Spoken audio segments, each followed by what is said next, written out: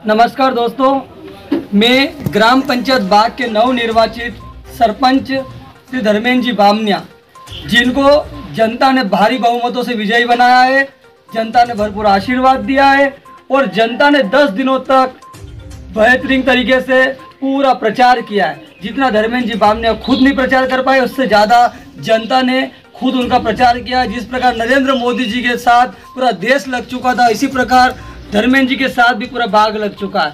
और वैसी उम्मीद है जिस प्रकार धर्मेंद्र जी से कर रहे हैं, वैसी उम्मीदें लोगों ने, देशवासियों ने मोदी जी से भी की थी, क्योंकि वे भी ऐसे परिवार के सदस्य हैं जैसे धर्मेंद्र जी। आइए मैं आपके धर्मेंद्र जी से बात कराता हूँ। बताएं धर्मेंद्र जी बामनिया कि आप सरपंच बनने के बाद बात की आप विकास के लिए क्या सोच रहे हैं? देखिए, अभी तक जो भी पिछले जितने भी राजनेता या जनप्रतिनिधि हुए हैं, मैंने देखा कि वो लोग चुनाव जीतने के बाद में भेदभावपूर्ण व्यवहार करते हैं। इन्होंने हमको वोट नहीं दिया, उन्होंने वोट नहीं दिया, इन्होंने सपोर्ट नहीं किया, तो फिर उनके काम में आनाकानी करते हैं, टालते हैं, उनको अवॉइड करते हैं। लेकिन मैं अलग टाइप का व्यक्ति हूँ। सारी जनता, एक पूरा गांव मेरे परिवार के एक हिस्सा है और सभी का मैं भेदभाव से हटकर सभी का कार्य प्राथमिकता से करूँगा। जो भी उनकी समस्या है उनको त्वरित निराकरण करने की कोशिश करूँगा। गांव में ऐसे कौन कौन से कार्य जब आप सरपंच बनने के बाद उन कार्यों को प्राथमिकता देने वाले हैं गरीबों के? मुझे बड़ा दुख होता है ये सुनकर कि फला लेडीज़ महिला को वर्षों से कोई पेंशन नहीं मिल रही, या बहुत गरीब है उसके बाद भी उनको राशन नहीं मिल रहा है, और कोई बहुत बुजुर्ग है उनको वृद्धा पेंशन नहीं मिल रही है। इस बात का मुझे बहुत दुख होता है। इन कार्य में मैं तेज़ी लाऊंगा और व्यक्तिगत रूप से उनके घर पहुंचकर उन सभी को इन सरकार की इन योजनाओं का लाभ दिलाऊंगा। ये मेरी प्राथमिकता रहेगी।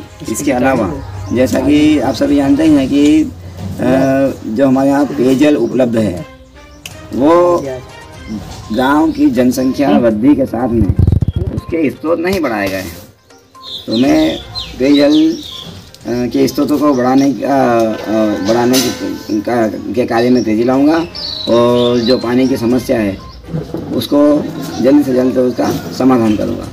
ये सरपंच बनने के बाद आप भी पहले सरपंचों की तरह मतलब दुकान धंधे और व्यवसाय में लग जाएंगे? आपका जो पुराना धंधा व्यवसाय है हेमाली, वो हेमाली करेंगे या कुर्ता पजामा पहन के राजनीति में उतरेंगे? क्या आपका क्या मानना है? मैं अक्सर अपने दोस्तों के बीच में कहता रहता हूँ कि मैं अपने आप को नेता नहीं मानता। तो जो मैं हूँ वो मेरी जो स्थिति है, परिस्थिति है, उसमें वो किसी से सीखी नहीं है। जो मेरा धंधा है, व्यवसाय है, आजीविका है, वो वैसी चलती रहेगी। और मेरे सभी व्यापारियों से, जहाँ से हमारा काम चलता है, मजदूरी चलती है हमारी, तो उसी तरह आगे भी करता रहूँगा। और कल ही मैंने एक बात बोली थी कि मैं सरपंच पंचायत के अंदर रहूँगा, बाहर मैं वही धर्मेंद्र हूँ जो आपका दोस्त है, जो आपका सामान लाता है, जो आपके घर पर आता है, जो आपके कार्यक्रम में आता है। मैं वही धर्मेंद्र हूँ और वही धर्मेंद्र रहूँगा। मेरे व्यवहार में किसी भी तरह का कोई परिवर्तन नहीं होगा।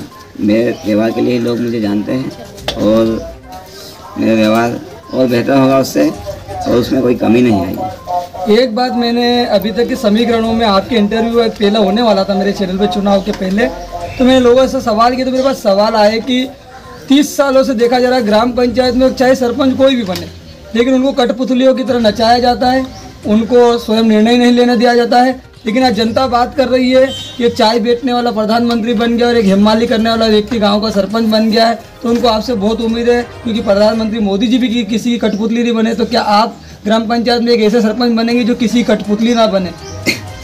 देखिए, मैंने भी अपने विद्यार्थी जीवन से देखा कि हमारे बाग में कई सरपंच रबर स्टाम्प बन के रह गए, कई मौनी बाबा बन कर रह गए।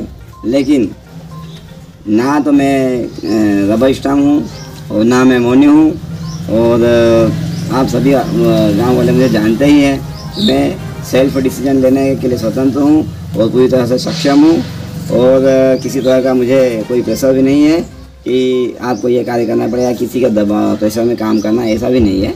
तो सारी जनता जानती है कि धर्मेंद्र बामनिया सेल्फ डिसीजन लेने मैं सक्षम है पूरी तरह से। मैंने स्नातक तक शिक्षा भी ग्रहण की है, तो किसी टाइप की मुझे परेशानी इसमें नहीं होगी बिल्कुल कि डिसीजन लेने में किसी या कोई भी कार्य करने में रबर स्टैम्प धर्मेंद्र बामनिया नहीं बनेगा। ऐसे बहुत सारे मोहल्ले हैं जो आज़ादी के बाद भी ग्राम पंचायत बाग में आते हैं, ऐसे मोहल्ले जहाँ पे अभी तक स्ट्रीट लाइट नहीं है, रोड नहीं है, 30 साल पहले के बने हुए रोड टूट फूट गए हैं। मैंने आपकी बस्ती में भी देखा कि यहाँ से वहाँ तक पूरा रोड टूटा हुआ है। महाकालेश्वर मार्ग में भी देखा कि सीसी रोड पूरा टूटा हुआ है, जहाँ पर सब यात्रा जाती है। क्या उन पर भी आप प्रकाश डालेंगे?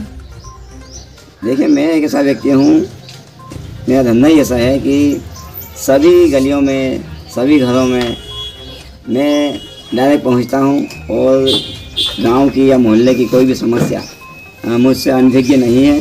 सभी समस्याओं को मैं अच्छी तरह जानता हूँ और उनका क्या हल है ये भी समझता हूँ। लेकिन अभी तक मेरे पास वो पावर नहीं थी जिससे मैं उस कार्य को हल कर सकूँ। लेकिन अब जनता के पूरी जनता के सहयोग से मुझे वो शक्ति मिली है और गांव का नेतृत्व करने का कार्यभार मिला है। तो सारी समस्याओं को मैं जानता ही हूँ और पूरी तरह से उनको हल करूँगा मैं। एक ऐसा है कि बाग में ट्रैफिक व्यवस्था का मुद्दा, बागनी नदी के स्वच्छता अभियान का मुद्दा और बाग में लोगों को जल का मुद्दा, और उसके साथ ऐसा एक मुद्दा ये है कि क्या आप ग्राम पंचायत भवन को नया भवन बनाएंगे? आज़ादी के बाद से आज तक वो भवन जर्जर भवन हो चुका है और वहाँ पर लाइट वाइट सब असुविधा है, तो क्या आप उस भवन का भी नया निर्माण करेंगे? इसे जनता का एक सवाल है। मैं अपनी मांग लेकर इससे संबंधित विभाग में जरूर जाऊंगा और अपनी मांग रखूंगा और पूरी तरह से इसको हल करने की या नया भवन स्वीकृत कराने की पूरी कोशिश करूंगा। और जो भी है दूसरी समस्याएं उनका भी मैं समाधान निकालने की कोशिश करूँगा। और जो आपका ये हिमालय का व्यवसाय है और जो आप सेवा करते हैं, सांप पकड़ते हैं, आपने चुनाव प्रचार में आपका प्रचार छोड़ के सबसे पहले आपने सांप पकड़ना, जो जहरीले सांप पकड़ के उनको मारते नहीं, उनको जंगलों में छोड़ते हैं, इन सेवा कार्यों को भी आप रखोगे? आप पंचायत के कार्यों में व्यस्त हो जाओगे तो फिर क्या होगा? देखिए, हमारे गुरु जी का कहना है कि अगर आपको मानव धर्म निभाना है तो आपको सेवा कार्य जरूर करना चाहिए।